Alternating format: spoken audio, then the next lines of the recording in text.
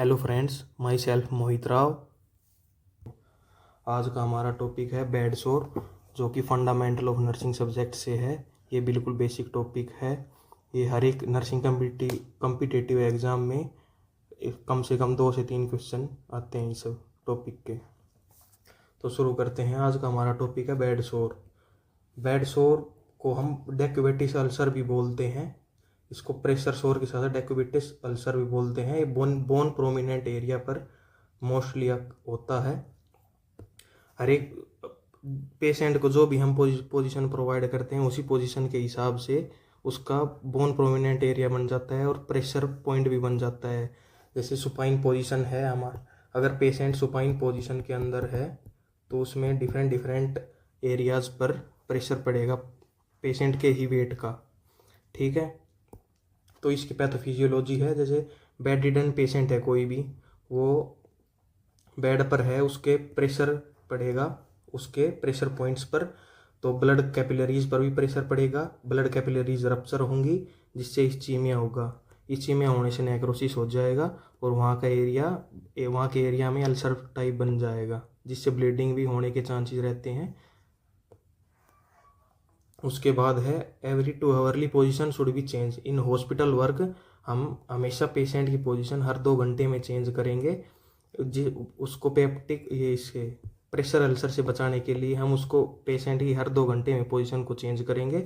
और urine output हमेशा 30 ml पर हावर तक होना चाहिए। ये नॉर्मल वैल्यू है। यूरिन आउटपुट 30 ml और हर 2 घंटे से पोजीशन को हम चेंज करेंगे। प्रेशर अल्सर के कोजेज क्या क्या हैं? एक तो प्रेशर हर एक पोजीशन में जो बताया था प्रेशर पॉइंट्स अलग अलग होते हैं। उसमें अलग अलग अगर प्रेशर पड़ता है तो प्रेशर सोर होने के चांसेस होते हैं। और अगर शियरिंग फोर्स हो रहा है, जैसे हम पेशेंट को कैरी कर रहे हैं, उसमें अगर शियरिंग फोर्स लग रहा है, शियरिंग फोर्स का मतलब होता है घसीटना। जैसे पेशेंट को बिना उठाए हम उसकी पोजीशन चेंज करते हैं। थर्ड है सेंसरी परसेप्शन अल्ट्रेशन।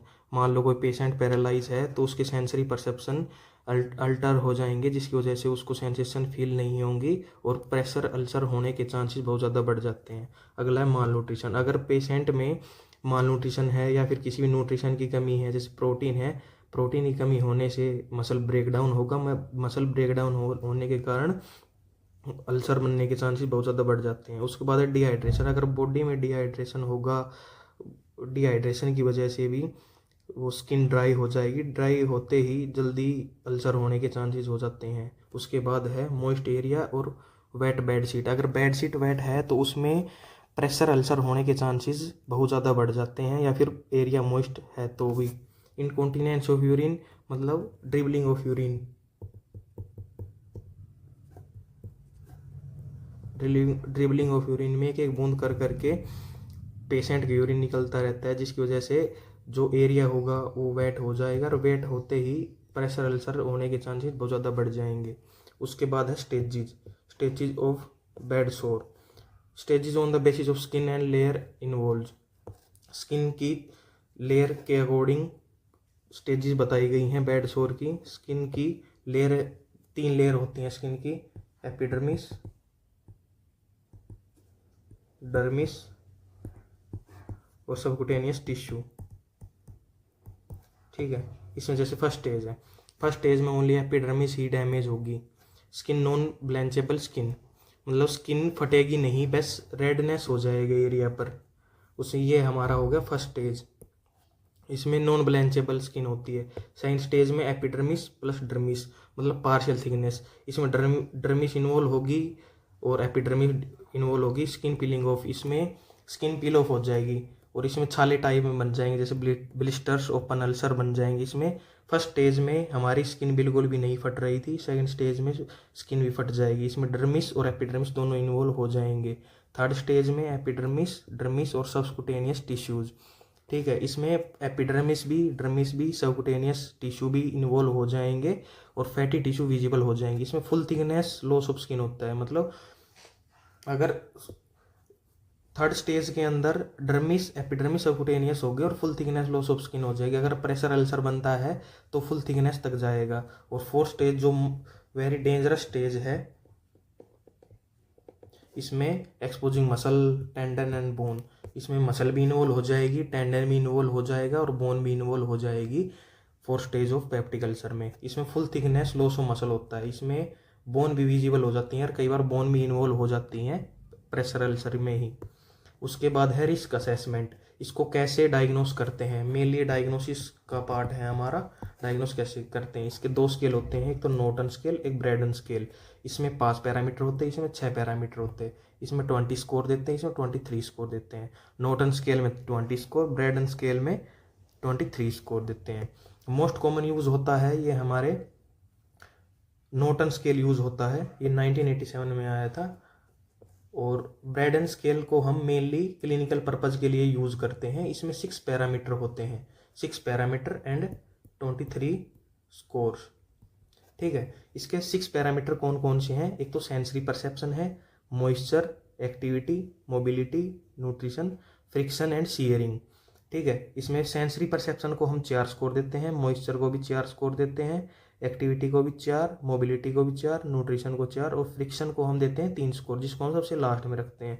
इसको याद करने की एक ट्रिक भी है, स्कीरा मैम नो फास्टिंग। स्कीरा से सेंसरी परसेप्शन, मैम का एम से मॉइस्चर, ए से एक्टिविटी, एम से मोबिलिटी और नो से न्यूट्रिशन और फास्टिंग से फ्रिक्शन एंड शियरिंग फोर्स। ये 4 4 4 4 और 3 टोटल 23 स्कोर्स हो जाते हैं टोटल। ठीक है, इसको रिस्क, इसकी रेंज क्या क्या है, ये मेल एम पर्पज, इसका मेल पर्पज होता है डायग्नोसिस के लिए। ठीक है, अगर हम ब्रैडन स्केल के स्कोर को देखते हैं, अगर नॉर्मल है तो 19 to 23 तक जाएगा, अगर माइल्ड रिस्क है तो 16 to 18, moderate risk 13 to 15, high risk 10 to 12, severe risk less than 9। इसके द्वारा हम पेप्टिक अल्सर की स्टेज को डायग्नोस करते हैं, उसके रिस्क को असेस करते हैं कि कितना रिस्क है पेशेंट में। फिर उसके बाद आ जाता है हमारा मैनेजमेंट वाला पार्ट, मैनेजमेंट ऑफ बेड सोर। उसमें फर्स्ट था हमारा कोज था प्रेशर। मेनली प्रेशर के कारण ही वो प्रेशर अल्सर बनने लग रहा था, जिसको हम डेगुबिटिस अल्सर भी बोलते हैं। अगर हम प्रेशर को हटा देंगे तो अल्सर भी नहीं बनेगा। प्रेशर रिलीविंग एक्टिविटीज़, मतलब हमें ऐसी एक्टिविटीज़ करवानी है जिससे पेशेंट का प्रेशर रिलीज हो जाए।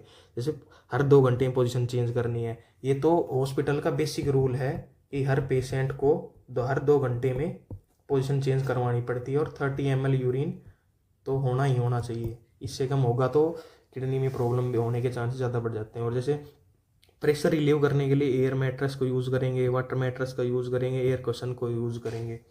ठीक है, उसके बाद है शीयरिंग फोर्स, जो हमने कोज में पढ़ा था कि शीयरिंग फोर्स से अगर पेशेंट को लिफ्ट किए बिना भी उसको घसीटते हैं पोजीशन चेंज करने के लिए, तो उससे प्रेशर अल्सर बनने के बहुत ज़्यादा चांसेस हो जाते हैं। Avoid wrinkle bed, wrinkle bed sheet को अवॉइड करना है, बिल्कुल clean and neat and clean bed sheet होनी चाहिए। अपलिफ्ट पेशेंट बॉडी एंड की प्रॉपर पोजीशन, मतलब पेशेंट को उठा के फिर पोजीशन प्रोवाइड करेंगे और तभी पोजीशन चेंज करेंगे। सेंसरी परसेप्शन लॉस अगला कोज था जो हमारा, जो अटेंडेंट केयर टेकर, हर एक पेशेंट की अटेंडेंट और केयर टेकर नर्स होती है, उसको पोजीशन अवॉइड इंजरी से अवॉइड करवाएगी। और नर्स हमेशा वीकर साइड में सपोर्ट करेगी। जिसको पेशेंट पैरालाइज है, मान लो किसी पेशेंट का लेफ्ट हैंड पैरालाइज है या फिर लेफ्ट साइड पैरालाइज है, तो नर्स है वो पेशेंट को लेफ्ट साइड सपोर्ट करेगी, न कि राइट साइड। जिस साइड पैरालाइज उसी साइड नर्स को सपोर्ट करना चाहिए, ये भी बेसिक रूल है। उसके बाद है माल न्यूट्रिशन। माल न्यूट्रिशन में उसको पेशेंट को न्यूट्रिशनल डाइट देंगे, मतलब बैलेंस डाइट, कार्बोहाइड्रेट जिसमें 70%, प्रोटीन 20% और फैट 10%, ये हम उसको डाइट प्रोवाइड करेंगे। मसल स्ट्रेंथ प्रोवाइड करने के लिए उसकी डाइट में प्रोटीन को इंक्रीज कर देंगे, small and frequent good, small amount में, और बार बार उसको डाइट प्रोवाइड करेंगे। इजीली डाइजेस्टेबल, जो भी डाइट इजीली डाइजेस्ट हो जाए उसको वो डाइट प्रोवाइड करेंगे। प्रोटीन रूटीन, अगर हम डेली प्रोटीन की वैल्यू देखते हैं, रूटीन में देखते हैं, अगर पेशेंट हेल्दी है तो उसको 1 ग्राम पर केजी पर डे देते हैं। और अगर कोई सिक है, बीमार है, तो उसको प्रोटीन वैल्यू को बढ़ा देंगे, प्रोटीन की रिक्वायरमेंट को बढ़ा देंगे, जैसे 1.5 ग्राम पर केजी पर डे। अगला हमारा कोर्स था डिहाइड्रेशन। डिहाइड्रेशन की वजह से भी प्रेशर अल्सर होने के चांसेस बढ़ जाते हैं। उसको ओरल, उसके लिए इसको ट्रीट करने के लिए हम प्रोमोट ओरल लिक्विड्स को प्रोमोट करेंगे। अगर पेशेंट अगर पेशेंट खुद से ओरल लिक्विड्स नहीं ले पा रहा है तो एनजी ट्यूब प्लेस करेंगे, जिसके माध्यम से हम उसको फ्लूइड और उसका सेमी लिक्विड भी कंटेंट भी हम उसको प्रोवाइड करेंगे। आईवी थेरेपी हम उसको प्रोवाइड कर सकते हैं अगर पेशेंट ना तो एनजी ट्यूब से ले पाए या फिर ना ही ओरल लिक्विड ले सके। Moisture apply on skin to prevent dryness. जहाँ पे भी प्रेशर पॉइंट्स हैं पेशेंट के, वहाँ पे हम उसको मॉइस्चर अप्लाई करेंगे स्किन को ड्राइनेस से बचाने के लिए, क्योंकि ड्राइनेस होने के बाद ही स्किन जल्दी से फटने लग जाती है, जिसके कारण धीरे धीरे प्रेशर अल्सर होने के चांसेस बहुत ज़्यादा बढ़ जाते हैं। उसके बाद है मॉइस्चर का रीजन है स्वेटिंग। अगर स्वेटिंग हो रही है पेशेंट को तो बार बार उसको ड्राई करेंगे। अगर वेट बेडशीट है तो हम उसको तुरंत चेंज करेंगे। डाइपर वेट हो रहा है तो उसको भी चेंज करेंगे। अगर इनकॉन्टिनेंस हो रहा है, इनकॉन्टिनेंस ऑफ यूरिन हो तो पेशेंट के कपड़े चेंज करेंगे। और उसमें जो भी बेड सोर में जो भी ड्रेसिंग होती है वो ड्राई ड्रेसिंग होती है। वाउंड को ड्राई करके उसके बाद ही ड्रेसिंग करेंगे। ठीक है, ड्रेसिंग करते हैं। इन्फेक्टेड वाउंड होता है बेड सोर, हमेशा इन्फेक्टेड वाउंड क्लीनिंग होती है आउटर टू इनर। ये बेसिक रूल है हॉस्पिटल का, आउटर टू इनर हम इन्फेक्टेड वाउंड को क्लीन करते हैं। उसके बाद है सर्जिकल वाउंड को हम हमेशा करते हैं inner to outer in the circular motion.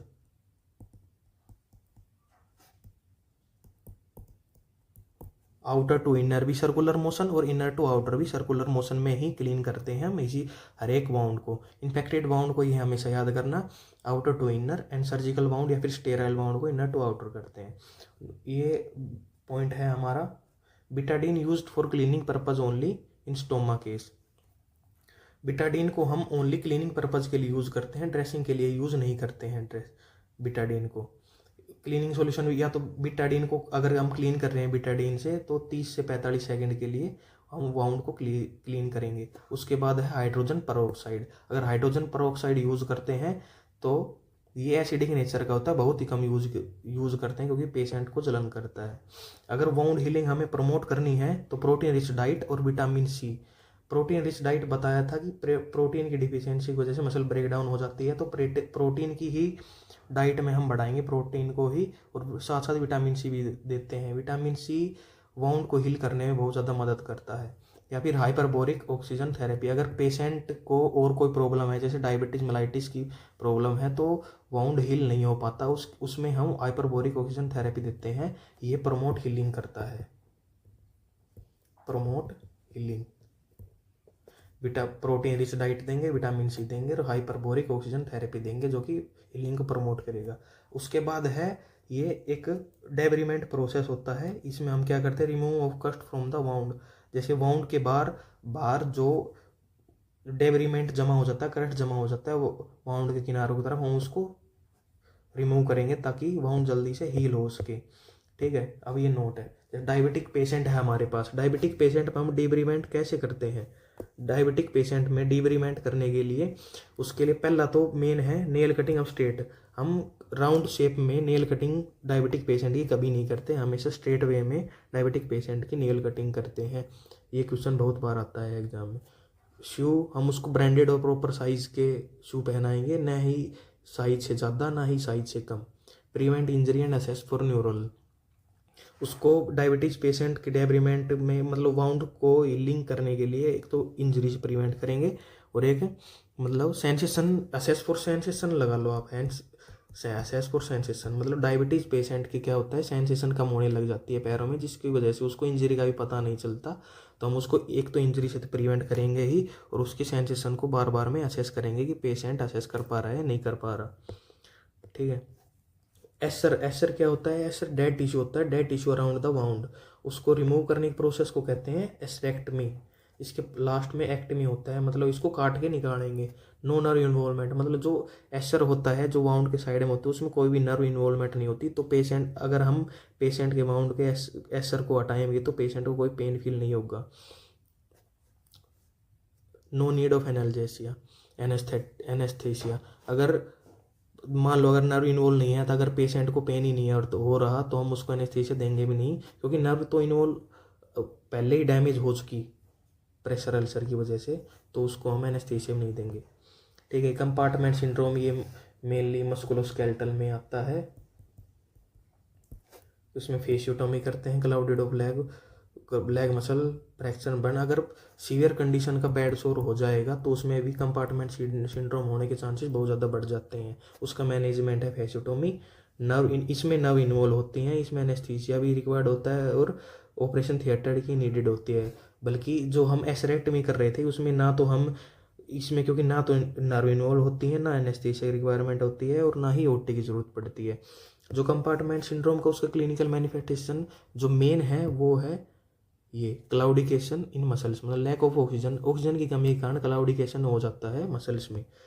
ठीक है, उसके बाद उसका मेन जो मैनेजमेंट है बेड सोर का, अगर किसी को अगर 4 स्टेज का वाउ बेड सोर हो गया तो उसके तो बोन्स भी एक्सपोज हो गई थी, टेंडन भी, मसल्स भी, तो उसमें हम ग्राफ्टिंग करते हैं। ग्राफ्टिंग पार्ट्स उसके मेन सर्जिकल ट्रीटमेंट है बेड सोर का, ग्राफ्टिंग।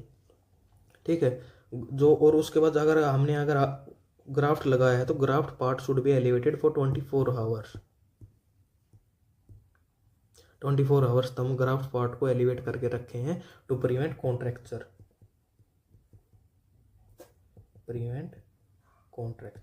और कोई ऐसा पार्ट है, मान लो हाथ में है या फिर पैर में, एंकल के साइड में है, अगर वहाँ पे बेड सोर बन रहा है, अगर उसको ट्रीट करना तो कई बार एम्पुटेशन भी करना पड़ जाता है, उसको पेशेंट का पार्ट ही रिमूव करना पड़ता है। उसके बाद रिहेबिलिटेशन थेरेपी है। ये हमारा सारा मैनेजमेंट का पार्ट हो गया। तो इससे ये हमारा बेड सोर का टॉपिक कंप्लीट हो गया है। एक बार फिर से देख लेते हैं। ये हमारा पहले बेड सोर था, उसके बाद पैथोफिजियोलॉजी बताई गई थी इसकी, उसके बाद कोजेस थे। ठीक है, फिर स्टेजेस आ गई थी जो स्किन की बेसिस पर थी, epidermis, dermis and subcutaneous tissue. 4 stage थी, first, second, third and fourth. उसके बाद रिस्क असेसमेंट और डायग्नोसिस के लिए Norton scale and Braden scale. Braden scale की ये ट्रिक थी जो हम इसके पैरामीटर्स को याद करते हैं। टोटल स्कोर 23 हैं, ये इसकी रेंज आ गई। उसके बाद मैनेजमेंट है, हर एक कोज का मैनेजमेंट हमें करना पड़ेगा पेशेंट को प्रेशर अल्सर से बचाने के लिए या फिर प्रेशर अल्सर को ट्रीट करने के लिए। उसके बाद ड्रेसिंग वाला पार्ट आ गया हमारा, उसके बाद डेब्रीमेंट वाला आ गया। बेड सोर की कंप्लीट नोट्स के बाद हम इसके कुछ क्वेश्चन सोल्व करते हैं, जिसमें जैसे पहले ये हमने किसी बुक से उठाए गए हैं, बेड सोर वाउंड केयर। इसमें पहला क्वेश्चन है, in which of the following stage of pressure ulcer nurse will observe there is partial thickness loss of dermis with open ulcer with wound without slough. मतलब partial thickness loss of dermis भी आ गया, अगर dermis आई है तो epidermis भी आएगा, और ओपन अल्सर है, हमें ये बात तो ध्यान देना। तो हमने स्टेजेस पढ़ी थी, उसमें partial loss of dermis and epidermis और ओपन अल्सर तो कौन सी स्टेज में थे, फर्स्ट, सेकंड, थर्ड और फोर्थ, तो हमारी ये सेकंड स्टेज में था ये हमारा ये। उसके बाद ये स्टेजिंग बताई गई है, फर्स्ट स्टेज में जैसे ओनली एपिडर्मिस,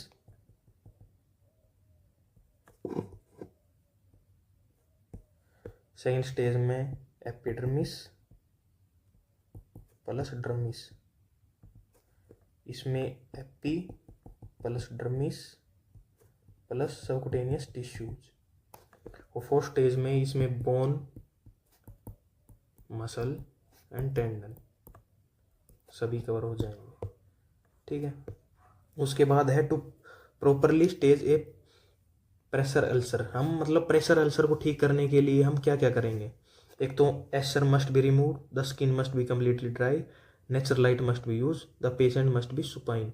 तो हमें सब इन ये सभी को ऑप्शन, ये सुपाइन तो हम कोई पर्टिकुलर पोजीशन थोड़ी बताई गई कि सुपाइन रखेंगे, हर 2 घंटे में पोजीशन चेंज करेंगे, ये तो हमने पढ़ा था, तो इसका ऑप्शन हो जाएगा ए।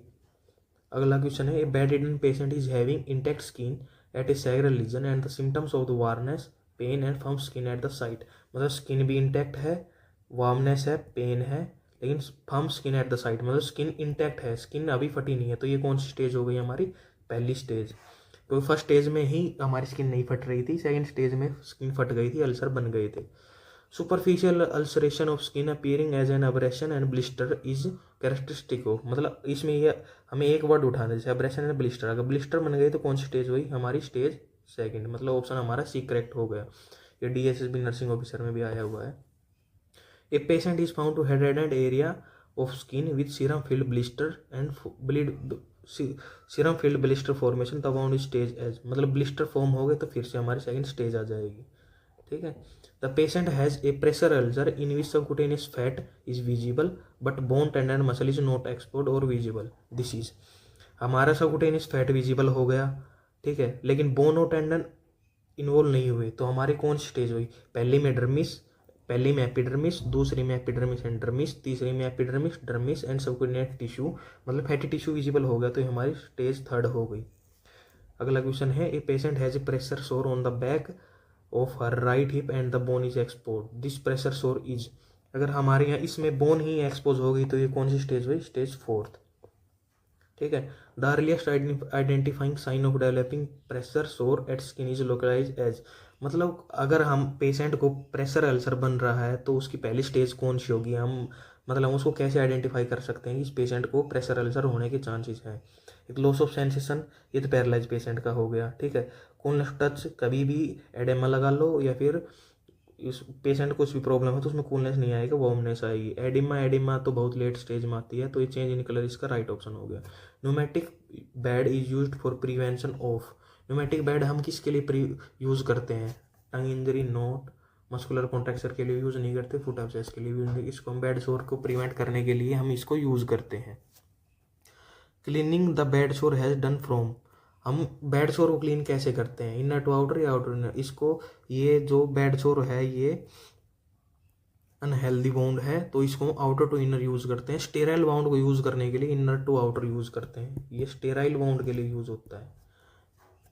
अगला है, the process of straight deep and firm stroking type of back massage is known as, the process of straight deep and firm stroking type of back massage is known as, जो हम किसी massage को straight deep और firm करते हैं to prevent the bad सोर, हम उसको क्या बोलते हैं? उसको हम बोलते हैं एफ्लूरेज।